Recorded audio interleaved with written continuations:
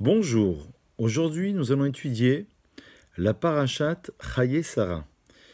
Évidemment, tout le monde connaît l'histoire. Dans cette paracha, Abraham va acheter un endroit bien connu de tous à Hébron, Hebron en hébreu, qui s'appelle la Meharat Amarpela, le caveau des patriarches, dans lequel seront enterrés, vous le savez tous, Adam Arishon et sa femme, Abraham et Sarah, et les autres patriarches et matriarches, sauf Rachel.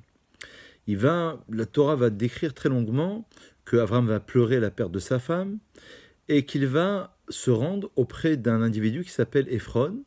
Et finalement, Ephron va lui vendre cet endroit, ce terrain, pour une somme de 400 shekels, revers la Socher.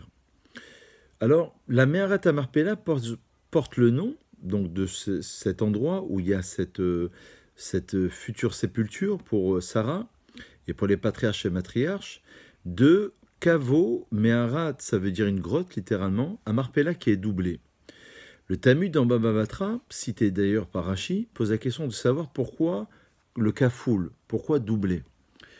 Alors, je voudrais faire un parallèle à travers ce cours entre la paracha et le mariage, parce que j'ai pu faire d'autres vidéos sur le couple, puisque la Gemara propose plusieurs explications. Soit ils sont doublés dans ce sens, c'est-à-dire que c'était Zugot, c'était plusieurs patriarches et matriarches qui étaient enterrés à des niveaux différents, soit c'était dans ce sens. Ça veut dire que ce sont des grottes qui sont doublées. Le Maharal de Prague, quant à lui, essaye de comprendre et de voir une raison, on va dire, intuitive, de l'ordre du remèze, de l'allusion, à partir de cette explication, pourquoi la grotte est-elle doublée. Le Maharal de Prague propose l'idée suivante. Il dit que Hebron vient de la racine de chibour, ça veut dire de se rattacher. Et il y a un passage du Zohar qui enseigne que l'endroit de le caveau des patriarches, puisque c'est cette semaine, vous savez, beaucoup d'Israéliens se rendent à cet endroit à Hébron pour y prier, puisqu'on parle de la mort de Sarah évidemment, qui a vécu 127 ans. Et on explique dans le Zohar que c'est l'entrée du Gan Eden, du Jardin d'Éden. Et les maîtres d'Israël, le Maharal de Prague, expliquent que, en vérité, c'est un point de fusion. Hebron vient de la racine de chibour, ça veut dire de se rattacher, de fusionner ce monde-ci avec le monde spirituel, le fameux Gan Eden. D'après le Maharal, ce serait l'explication selon laquelle c'est l'entrée, puisque quand Abraham est rentré dans cet endroit, cette grotte, il a senti l'odeur du Gan Eden. C'est l'entrée du Gan Eden, c'est-à-dire que c'est le point de jonction entre la dimension de ce monde-ci, tout ce qui se passe ici-bas, avec la dimension du monde futur. C'est-à-dire que, pour le relier à une notion de couple, toujours selon les maîtres d'Israël et selon le Maharal de Prague, il faut comprendre qu'il y a une donnée matérielle et une donnée spirituelle.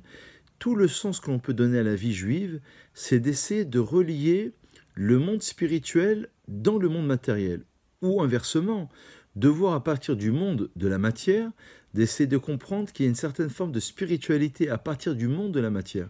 Et là, ça devient très intéressant parce que dans les moindres actions de ma vie, mais à Amarpela, le caveau doublé littéralement, renseigne sur le fait qu'une action de matière, en fait, révèle un monde spirituel. Encore plus profondément et de manière plus subtile à comprendre, évidemment, l'idée selon laquelle il y a une idée qui est très très importante, parce que on va essayer de comprendre à partir d'un élément de matière, on va essayer de lui donner une donnée spirituelle. C'est-à-dire que la canette de coca existe ici-bas parce qu'il y a une correspondance, si j'ose exagérer un peu, au niveau spirituel. C'est-à-dire que le monde matériel a une correspondance spirituelle. Les kabbalistes, pour aller un peu plus loin, m'ont expliqué que dans l'idée du Tzimtzum, que Dieu s'est replié sur lui-même pour laisser l'existant pouvoir exister, c'est tout un long sujet, on aura l'occasion d'en reparler. Ils expliquent, d'après certains kabbalistes, c'est dans le sens propre, et d'après d'autres, c'est dans le sens figuré. C'est-à-dire que, en fait, il y aurait, ce monde-ci ne serait qu'un monde d'illusion en quelque sorte. Mais pour conclure sur ce sujet, sur cette belle paracha, retenons cette notion de dualité, la notion du double, et la notion selon laquelle dans le mariage, il y a l'élément matériel, c'est-à-dire construction d'un foyer, c'est-à-dire organiser sa vie, Mais à travers cette construction, à travers nos enfants, à travers la production de ce que nous allons faire, nous allons lui donner une donnée spirituelle. Et ça, c'est le plus important, c'est d'arriver à comprendre quel est le sens, quelle est la donnée spirituelle à partir du monde matériel.